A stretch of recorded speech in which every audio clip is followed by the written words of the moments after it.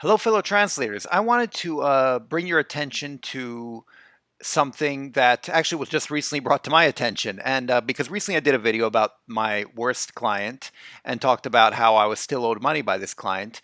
And so I was sent this link. I was sent it by private message, so I won't say the name of the person who sent it.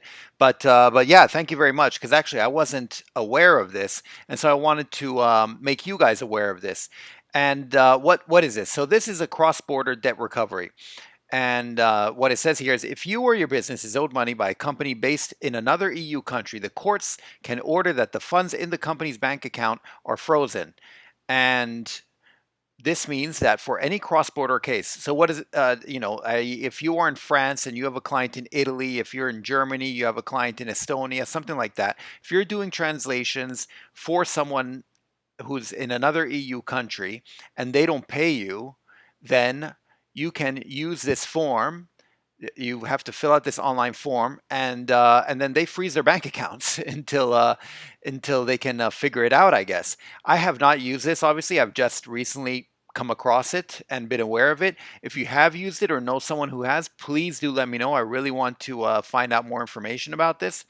But it seems very useful, I think. And it seems like you can use it because you don't have to necessarily be a business. It says if you or your business. So it can just be you yourself as a freelancer. You're owed money by some other company in the EU, then yeah, you have recourse here. Unfortunately, as it says here, you can apply um, for an EAPO in any EU country except the UK and Denmark. So if you're in the UK or Denmark, unfortunately, you cannot. But all the other EU countries, you can. And obviously, if you're outside the EU, I don't think you can, no matter whether your client is in the EU or not. But if you happen to both be in the EU, then this is something you should check out, definitely. And if you have used it, once again, please do let me know if you know someone who's used it, because I'd really love to hear more about it and hear how well it works in action and in practice rather than just theory. So yeah, I just wanted to let you know.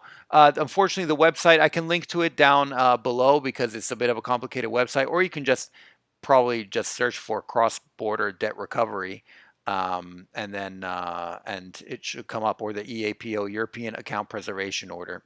Search for one of those, and this page should show up, and then you can just have the form that you click on and fill out, and hopefully you can get your money back.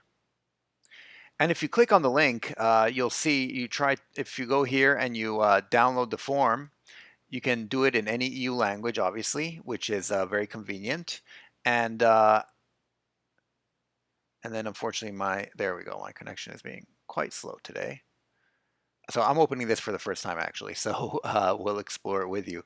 But there, you have to use the country codes. It gives you all the instructions. You need to give your name, address, place and postcode, etc., and all the information of the person, um, of the creditor and the debtor, as much as you can.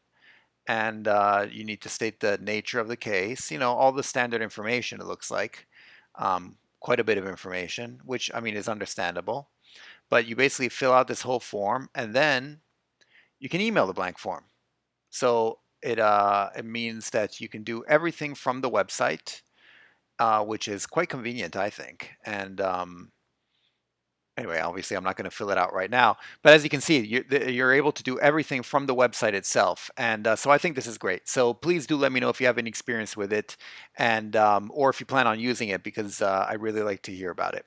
So that's pretty much it, and I'll talk to you next time. Okay, thanks. Bye. Savedum.